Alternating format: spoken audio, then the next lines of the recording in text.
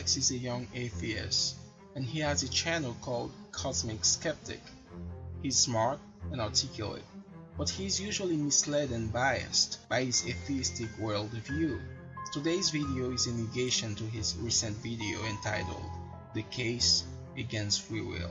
Here is how he defines free will. Free will is, and I quote, the ability to have acted differently, and I'm going to use the same definition for the sake of this discussion. First of all, let's see how a world without free will would be.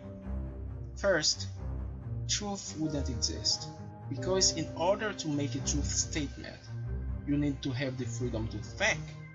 Secondly, there would be no moral responsibility. You can't be held accountable for your actions if you are not free to perform them.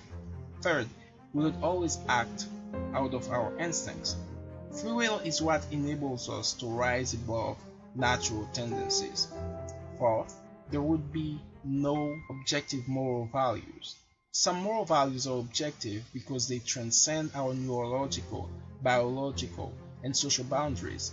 If we had no free will, these moral values wouldn't have been accessible to us.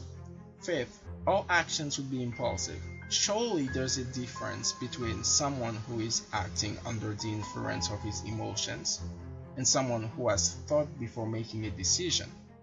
What allows this thinking process to be valid is that it's free from emotional drives. Now, you might say, who cares? Because you might not believe in the objectivity of these things anyways.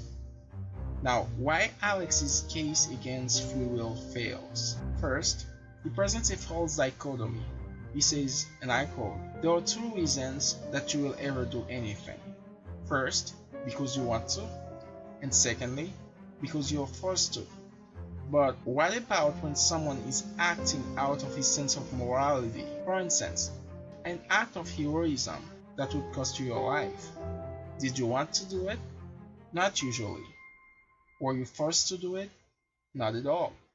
So why did you do it? Because you thought it was the right thing to do.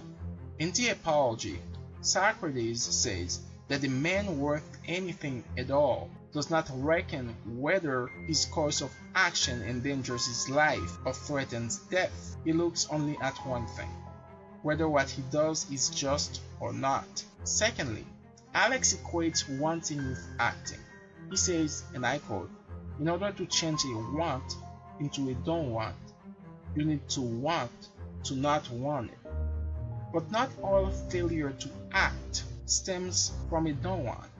If I am hungry and I choose to keep playing video games, the hunger is still there, and there is no evidence that the desire to keep playing is stronger than the desire to go to lunch.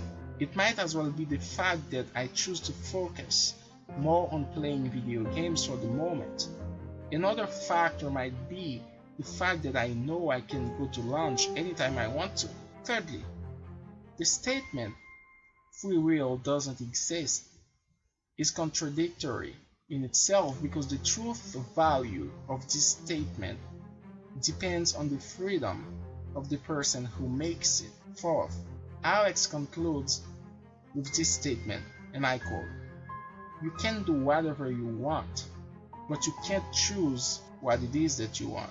First of all, it doesn't matter, because you can still choose to act out of your wants or not. And secondly, your wants are not self-generating. They can also be influenced by other factors that you can actually control. So you can change your wants, at least indirectly.